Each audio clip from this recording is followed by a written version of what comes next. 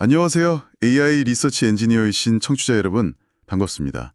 오늘 저희는 에런 헤븐스 연구팀의 Adjoint Sampling, Highly Scalable Diffusion Samplers via Adjoint Matching 논문을 좀 깊게 들여다보려고 합니다. 네, 안녕하세요. 이 논문 상당히 흥미로운 접근법을 제시하고 있죠. 맞습니다. 특히 AMML 분야에 계신 분들이라면 오늘 내용이 새로운 고확장성 디퓨전 샘플러 학습 알고리즘에 대한 이해를 넓히는 데 도움이 될 거라고 생각합니다. 네, 기존 방법들의 한계를 좀 넘어서려는 시도라서 주목할 만합니다. 자, 그럼 바로 본론으로 들어가 볼까요? 이 애드조인트 샘플링이 기존 방법론들과 구체적으로 어떻게 다르고 또 어떤 혁신을 가져왔는지 한번 살펴보겠습니다. 우선 이 논문이 풀려고 하는 핵심 문제부터 짚고 넘어가야 할 것 같아요. 네, 그렇죠. 정교화되지 않은 에너지 펑션 EX로 정의되는 분포. 예를 들어 볼츠만 분포 뮤X는 엑스포넨셜 마이너스 EX 테이타 G 같은 복잡한 고차원 분포에서 어떻게 효율적으로 샘플링할 것인가. 이게 문제입니다. 맞아요. 특히 두 가지 어려운 상황이 있죠. 하나는 그 에너지 펑션 EX 계산 자체가 너무 비싼 경우, 분자 시뮬레이션 같은 거요. 그렇죠. 계산량이 어마어마하니까요. 그리고 또 하나는 일반적인 제너레이티브 모델과는 다르게 우리가 목표하는 타겟 분포의 샘플에 직접 접근할 수 없는 경우입니다. 네, 이럴 때 기존의 MCMC나 SMC 같은 방법들은 고차원으로 가면 믹싱이 느려지거나 확장성 면에서 좀 어려움이 있었죠. 바로 그 지점입니다. 그래서 이 논문의 핵심 아이디어는 이 샘플링 문제를 아예 다른 관점에서, 즉 스토캐스틱 옵티멀 컨트롤 SOC 문제로 재구성하자는 거예요. 아, 샘플링을 최적지어 문제로 본다고요? 네, DXT 플러스 시그마 T UXT T DT 플러스 시그마 T DBT 같은 스토캐스틱 디퍼런셜 이퀘이션, 그러니까 SDE를 생각해 보는 거죠. 네네. 여기서 우리의 목표는 시간 t=1에서의 분포 PU1이 우리가 원하는 목표 분포 뮤와 정확히 일치하도록 만드는 이 드리프트 U of XTT를 학습하는 겁니다. 그러니까 입자들이 최적의 경로를 따라가도록 일종의 조종 정책을 학습시킨다. 이렇게 이해하면 될까요? 맞습니다. 아주 적절한 비유입니다. 논문에서는 이걸 또 슈레딩거 브릿지 문제와 연결시키는데요. px equal p 베이스 x1 뮤 x1라는 타겟 패스 덴시티를 정의하고 우리가 제어하는 프로세스 p 뮤와 이 p 사이의 KL 다이버전스, 즉 LSOC U는 dkel p 뮤 x px를 최소화하는 방향으로 문제를 풀어나갑니다. 와, 샘플링 문제를 이렇게 동적 시스템의 최적지어 관점에서 바라보는 게 정말 신선하네요. 그렇죠. 그게 이 연구의 핵심적인 전환이라고 할 수 있습니다. 네, 그래서 이제 구체적으로 애드조인트 샘플링이라는 방법론이 등장하는데요. 이 방법의 가장 큰 기여, 핵심은 뭐라고 봐야 할까요? 단연 efficiency, 즉 효율성입니다. 논문에서도 강조하는 부분인데 이게 모델 샘플이나 에너지 이밸류에이션 횟수 대비 훨씬 더 많은 그레디언트 업데이트를 가능하게 만든 제가 알기로는 최초의 온폴리시 접근법이라는 점이에요. 아, 온폴리스 방식이면서도 효율적이다. 네. 다시 말하면 계산 비용이 아주 비싼 에너지 이밸류에이션을 한 번 할 때마다 모델 파라미터를 훨씬 더 효과적으로 여러 번 업데이트할 수 있다는 거죠. 그게 특히 분자 콘포머 생성 같은 에모타이스드 세팅에서 유리하다는 거군요. 그러니까 하나의 모델로 여러 입력에 대해 빠르게 결과를 내야 할 때요. 맞습니다. 그런 상황에서 확장성이 크게 발휘될 수 있습니다. 기존 방법으로는 계산 비용 때문에 엄두를 못 냈던 복잡한 시스템에도 적용해 볼 가능성이 열리는 거죠. 그럼 이게 구체적으로 어떻게 작동하는 건가요? 애드조인트 매칭이라는 이전 연구를 기반으로 한다고 하던데요. 네, 애드조인트 매칭을 기반으로 하지만 샘플링 문제에 맞게 좀 단순화했습니다. 원래 애드조인트 매칭은 더 일반적인 SOC 문제를 다루는데 여기서는 베이스 프로세스의 드리프트 B0이고 추가적인 코스트 F0인 특별한 경우를 다뤄요. 아, 단순화된 버전이군요. 네, 덕분에 애드조인트 매칭 로스가 LAM U 이꼴 E 인테그럴 UXT, T 플러스 시그마 T 그레디언트 GX1의 제곱 DT라는 아주 간결한 형태로 나옵니다. 여기서 GX는 어떤 역할을 하는 건가요? GX는 터미널 코스트인데요. 이 샘플링 문제에서는 GX는 로그 P 베이스 1 X 플러스 EX 타워로 정의됩니다. 보시다시피 에너지 EX와 직접적으로 연결되어 있죠. 아하, 그렇군요. 그래서 이 LAM 로스는 현재 컨트롤 UXT, T가 목표 방향인 마이너스 시그마 T 그레디언트 GX1을 얼마나 잘 따라가는지를 측정하는 일종의 회귀 문제처럼 해석할 수 있습니다. 이걸 최소화하도록 U를 학습시키는 거죠. 네, 이해가 됩니다. 그런데 이 효율성을 극대화시킨 핵심 혁신이 바로 Reciprocal Adjoint Matching, 줄여서 RAM Objective, LFAM이라고 하셨죠? 이건 기존 어디조인트 매칭과 어떻게 다른 건가요? 아주 중요한 포인트입니다. 기존 어디조인트 매칭 방식은 XT, X1 쌍, 즉 경로 샘플을 얻으려면 우리가 제어하는 프로세스 P를 직접 시뮬레이션 해야 했어요. 이게 계산 비용이 꽤 컸습니다. 네, 그럴 것 같네요. 램은 이 비싼 시뮬레이션 과정을 피하는 방식입니다.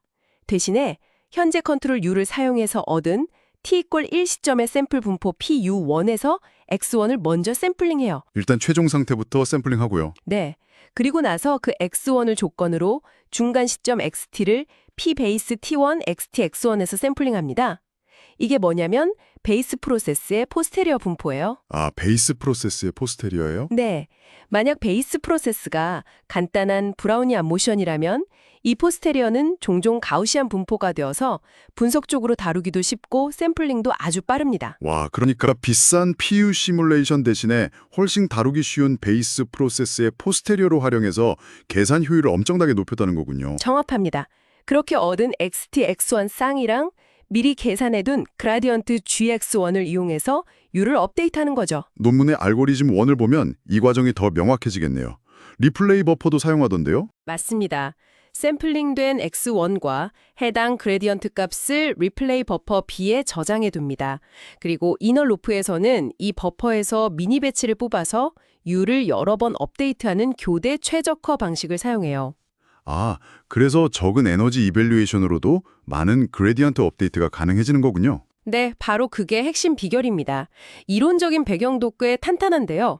띠오리엄 3.2 인퍼머를 보면 이렇게 X1 샘플 분포를 고정하고 RAM 로스로 U를 업데이트하는 과정이 사실은 암시적으로 더 최적인 컨트롤 방향으로 레시포컬 프로젝션 PU를 수행하면서 동시에 SOC 오브젝티브를 개선하는 어디조인트 매칭 단계를 수행하는 것과 같다는 것을 보여줍니다. 오, 그러니까 단순히 효율적인 트릭이 아니라 이론적으로도 어디조인트 매칭의 개선 단계와 동일한 효과를 내는 거군요. 그렇죠.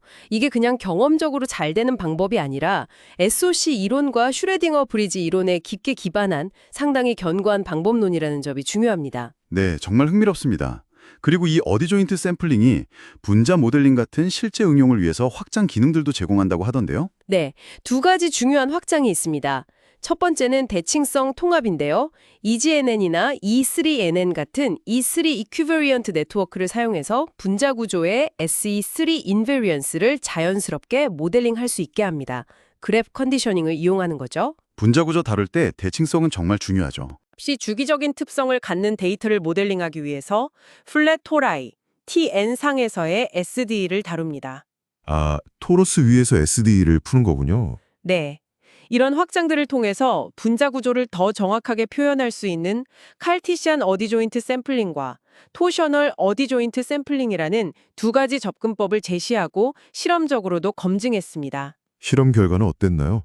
기존 방법들과 비교해서요. 주요 결과를 요약하면 테이블 1과 테이블 2 참고, 우선 신테틱 벤치마크, 예를 들어 DW4, LJ13, LJ55 같은 문제에서 PIS, DDS, 로그 베리언스, 아이뎀 같은 기존의 여러 방법들보다 훨씬 좋은 성능을 보였습니다.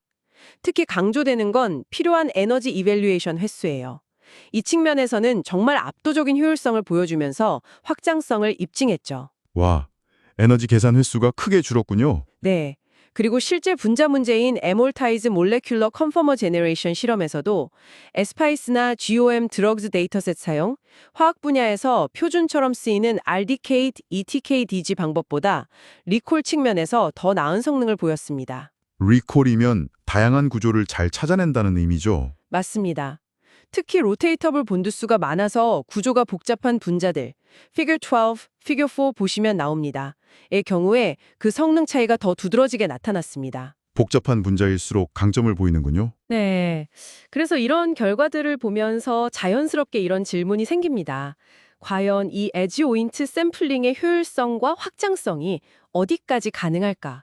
분자 모델링을 넘어서서 뭐 더 복잡한 물리 시스템이나 다른 과학 분야의 문제에도 이렇게 효과적으로 적용될 수 있을지 그 가능성이 아주 기대됩니다. 네, 오늘 이렇게 쭉 살펴보니 애드조인트 샘플링은 확실히 에너지 펑션으로부터 디퓨전 샘플러를 학습하는 데 있어서 이론적으로도 잘 뒷받침되면서 효율성과 확장성까지 갖춘 새로운 길을 제시한 것 같습니다. 네, 기존 SOC 기반 방법들의 계산 비용 문제나 MMC에 의존하는 방법들의 한계를 극복할 수 있는 좋은 대안이 될 수 있을 것 같아요. 네.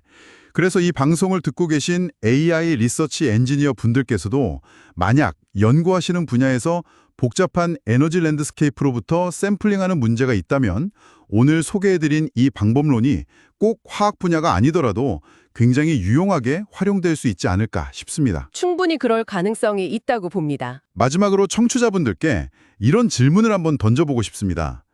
이 논문은 볼츠만 분포 샘플링에 초점을 맞췄지만 애드조인트 샘플링, 특히 그 리시프로폴 프로젝션을 통한 효율성 증대 기법이 어쩌면 시뮬레이션 비용 자체가 병목인 다른 종류의 문제들, 예를 들어 베리에이셔널 인퍼런스나 다른 제너레이티브 모델링 문제들에도 확장 적용될 수 있지 않을까요? 오, 아주 흥미로운 질문이네요.